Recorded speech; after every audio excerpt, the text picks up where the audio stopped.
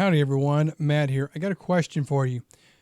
Do you think that we need to have a different physical therapy association, one outside of the APTA? Do you think it's going to do better for us? And how long will it take to get off the ground into actually getting meaningful change for the Physical Therapy Association? But first and foremost, let me introduce myself. I am Matt the PT, coming at you with another video on another topic of something going on in the physical therapy world. Next, let me say thank you. Thank you for taking the time out of your day to watch the video. Thank you for the likes, the comments, and the subscriptions. And of course, if you enjoyed the video, hit the thumbs up button, hit that subscribe button down there as well. And of course, let me know your thoughts, your beliefs, your comments, all of that, because it's important that we have a discussion to find out what we all believe, and we can come away with it with a different and sometimes better point of view. Now, what I was talking about earlier, a different physical therapy association.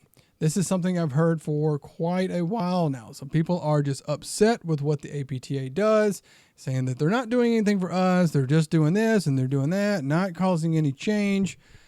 We need something different on it. And I'll be honest, I found some people that are talking about that right now. Somebody is trying to get a different group up off of the ground. Now, it's the very, very early stages of it, so they have not even started taking memberships or anything like that at this point. It's just a lot of discussion.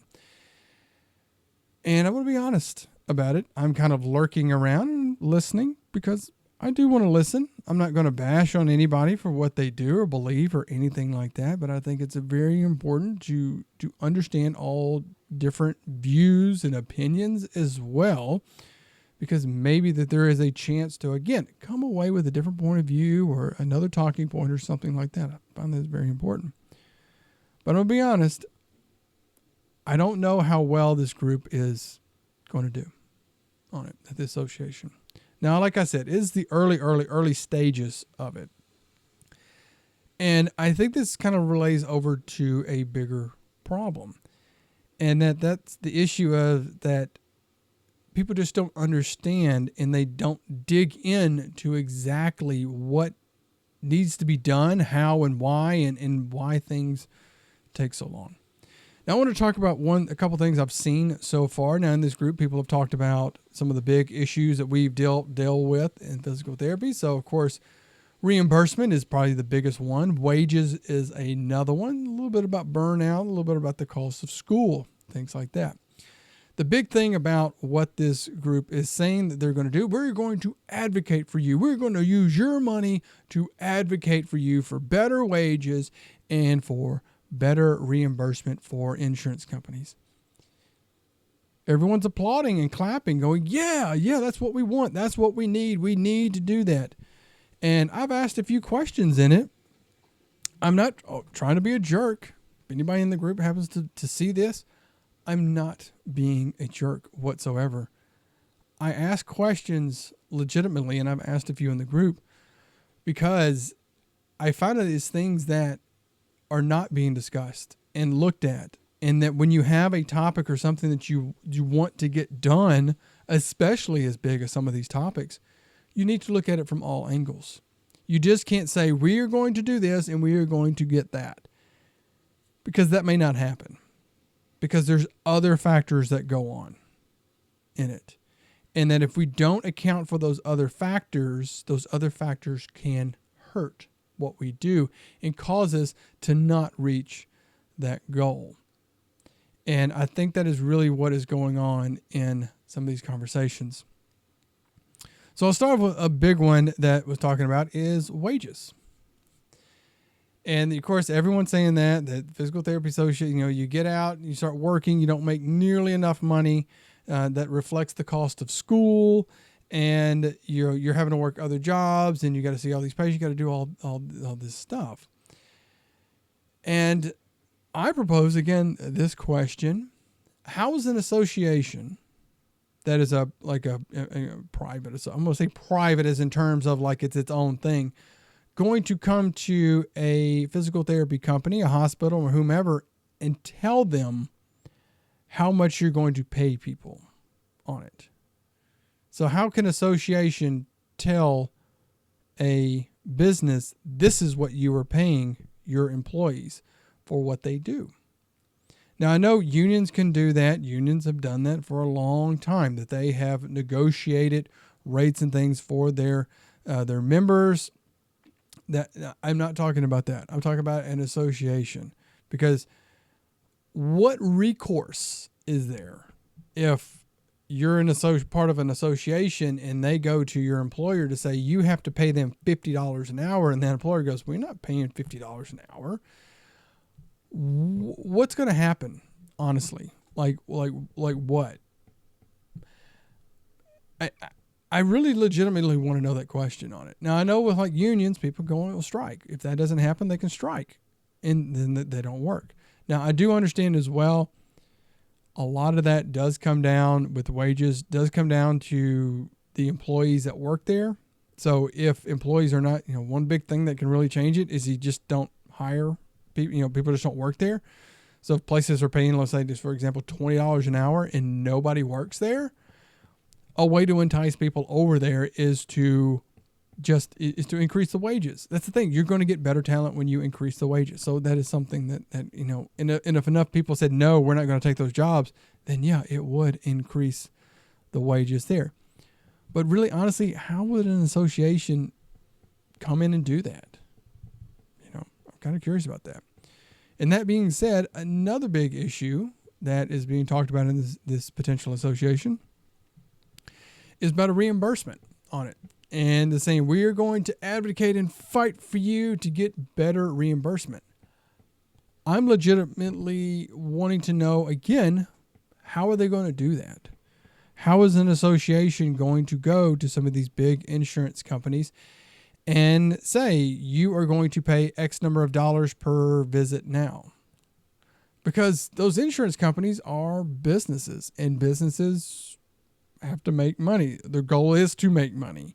And ways that you can make more money is to lower your expenses. If you run a clinic or you run your own business, you understand that. You want to keep your expenses as low as possible on it. So again, labor is an expense. The supplies that you buy is expense. You're trying to keep as little money going out as possible. That's why they lower what they pay all the time, because they want to lower their expenses on it. Is it right? Heck no, it ain't right. But that's what they do. And I'm just really wondering, how is an association going to go to them and tell them you really need to raise your rates of what you pay? Now, a couple things based on that. Now, I probably told this story before. I did have a boss years ago who at one time worked for a very large company, and he said, we had a meeting with an executive with a very large insurance company that's throughout the U.S., and so one of our therapists prepared a great presentation to go to him and said, we met with this executive. And within the first 2 or 3 minutes, the executive goes, hang on. What's this all about? And the therapist said, well, we're just talking about our rate, like our outcomes and, everything that we do. We want to get a better rate from you.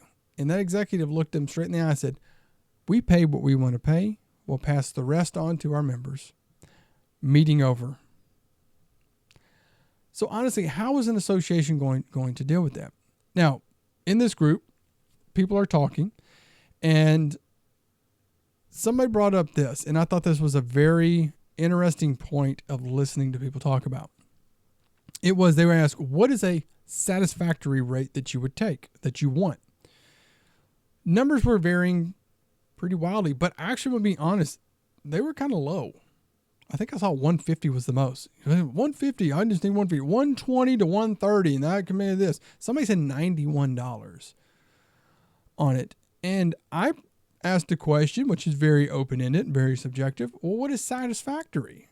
And really, what does that mean to you? What's satisfactory? Is it enough that you meet all of your budget so that you're able to pay all of your fixed costs, so like your lease, your equipment expenses, all that? Are you able to pay all that, pay your staff, and then at the end of the year, you're zero? Is that satisfactory? You can meet all of that? Is it turning a profit? where you actually generate more money, because what can you do with that money? Well, I can hire more staff because we were very busy. So we can hire more staff. We can grow our clinic out. We can have a bigger space. We can buy new equipment that breaks down. We again buy other new equipment to expand out to other areas that we need. We can open clinics across, our city, our state, wherever, that we can expand these services. We can give raises and bonuses to our employees, entice better employees to come work for us.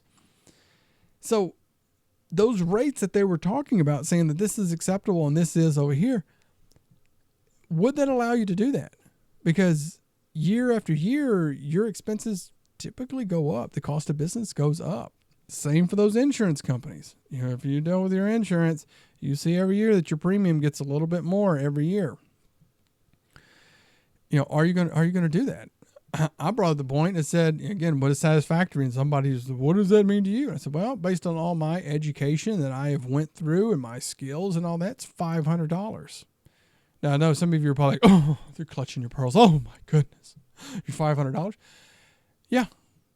You don't think you're worth that much? Again, if you talk to those business coaches, they're going to tell you, no, you're worth, and they're going to say that you're worth well more than that on it. But really, honestly, think about how much you paid for school. We're not even going to talk about schooling or anything right now. But, how much you paid for school? How much time did you spend in studying, going to your continuing education? How much time, the years of experience over and over again to learn and to get to where you are, to get those good outcomes that you get all the time. What is that worth on it?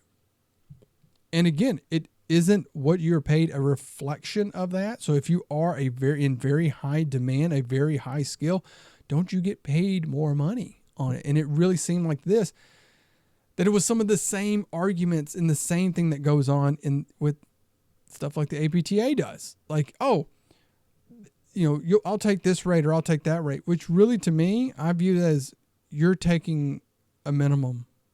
Like, I'm willing to take 120 on it, which is what people are kind of doing now. What's the minimum that you'll take? Okay.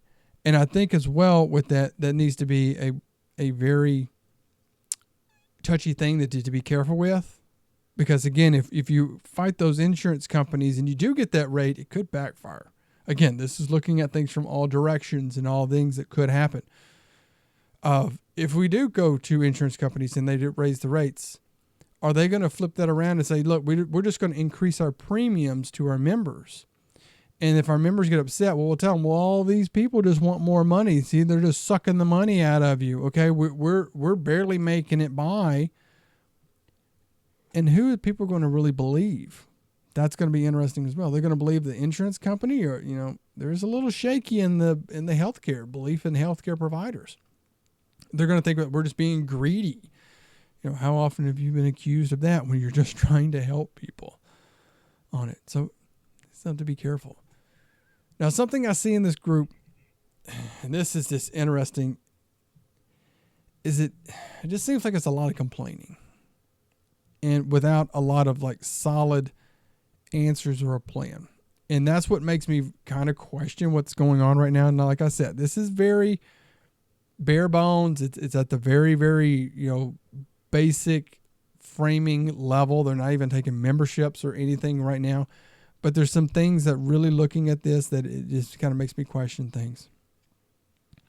So one, somebody brought up and posted a job. So it looks like it was from Glassdoor about benefits of working at the APTA. And I'm talking about 401k, those benefits that you get for working there. Somebody posted it looked like I said, from Glassdoor. It wasn't from a job posting. And people were losing their minds talking about it because it was like a 5% 401k contribution with a 5% match. You get 20 something days off. You get to a flex to work, a hybrid. You get there's a gym on campus and this and stuff. And people, they're just up in arms about this job, posting these benefits. And I asked the question, what job is that? Because there was no job. There was no job title with it. What job is that on it? Nobody can answer it. And they're saying, this is what they're offering on there. I understand that. But what is the job? The reason why is that let's look at a comparable job outside of that. So if this is like a senior level VP, let's compare that to a senior level VP with a big hospital or a big physical therapy company. Compare it to that on it. They're trying to compare it to staff therapists, which, sorry, I didn't mean to make it like that. But those can be two separate jobs on it. Typically, I'm just going to say, typically like in executive levels, they get different sorts of benefits. People in different positions get different types of things. And again, this was posted on what looks like Glassdoor. And it may just be somebody reporting those things. They may not even offer that to everyone on there. It could be somebody who's had 20 years experience. So yeah, they're going to get a lot of PTO. They're going to get a lot of those benefits because they've been there for a long time. But just the comments on it was like, we don't even know. And I asked this question because people were mad saying that, staff physical therapists don't get that. So I want to know, let me know your thoughts on this.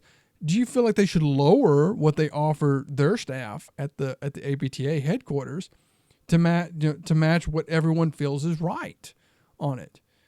But what happens with that? If you start lowering those benefits, you're not going to get as good of employees that work there because it is, we can say technically it is a business. So if you start lowering those benefits and things like that, you're probably not going to get as good of employees at the APTA, and you won't get stuff done. And so people are going to end up complaining because isn't that how you attract employees? You have to offer good benefits on it. Again, let me know your thoughts on it. I'm just making a point. Now there's another thing, and this one really got me. This one just got me so much on it.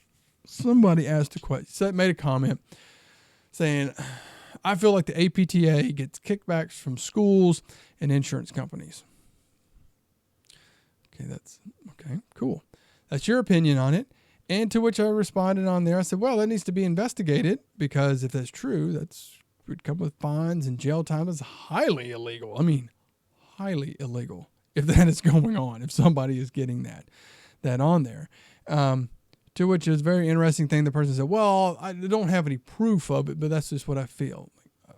Okay, you're coming at that with an emotional level of something. That's really not the best thing to do, is to make an accusation of something like that. And you just, of something that's very, very illegal. And then they commented on, well, what is the APTA? Of course they rattled off the same things, but they said, what about, how are they trying to take care of burnout on it? And we could probably talk about that in the future. That'd be a good topic. But I prompted, said, oh, well, what are they trying to do about that? Because I don't know, maybe this person knows more. Maybe they can see something that's missing that I have not seen. To which someone else responded as, we're going to fight. We're going to advocate to fight all these things to help you. And I said, okay, cool. What is the plan on that? This is the thing that really got me. What is the plan? So imagine, like we're going to use this example. We as therapists, we come up with a treatment plan with our patients. This is the treatment plan. This is what we're going to do with you when you come in. If you have an ACL reconstruction, a knee replacement, a shoulder rotator cuff, you come in with back pain, you come in with BPPV, this is the plan that we have for you, the treatment plan with that you. To which this person responded, well, not everybody gets better with a treatment plan, but we're just going to work as hard as we can to help get you. Do you, as a physical therapist or a physical therapist assistant or an occupational therapist assistant, whomever, do you do that with the patient? Do you tell them, look, you're coming in here and you can't walk, but we're going to do a bunch of exercises and then you're going to walk? Well, how are we going to do that? Well, not everyone's going to get to walk, but we're just going to do a bunch of exercises and we're going to help you walk.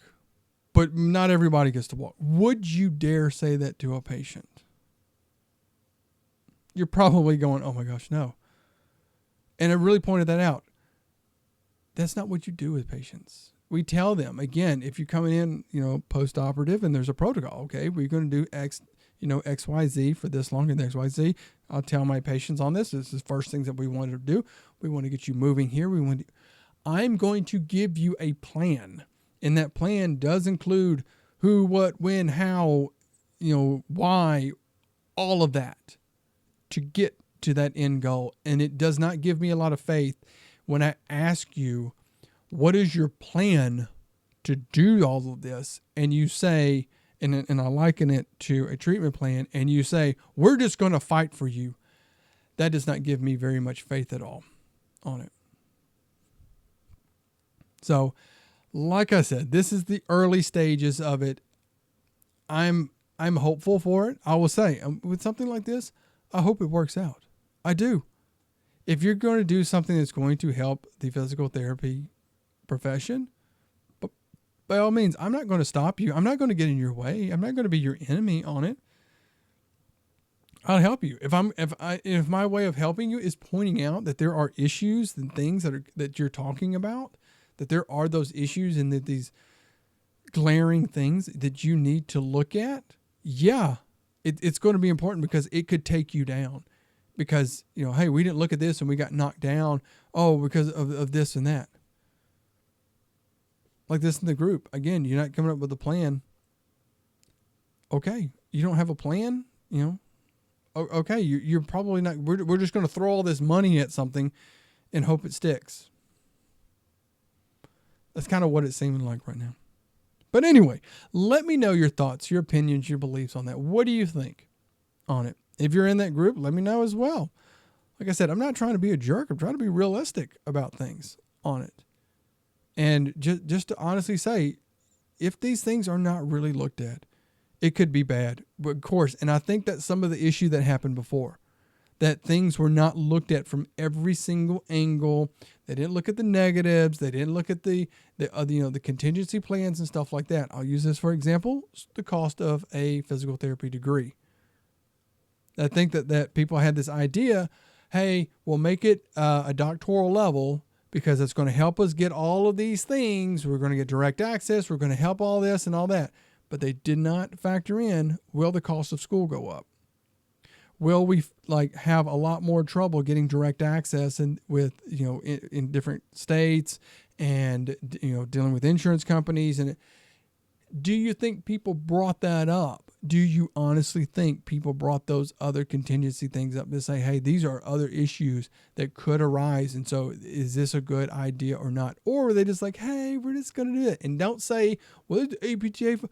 No. Do you actually think that people talk about that? And I will tell you, it happens in so many things that people just look at the happy-go-lucky things about it, and that's what they do, and that's what they focus on, and they don't think about the other stuff that can happen. But like I said, I have talked too much about this. Let me know your thoughts and your opinions. If you like the video, hit the thumbs up like that. Subscribe to the channel. And let me say it again. Take care of yourselves. Take care of your patients. And I'll see you next time.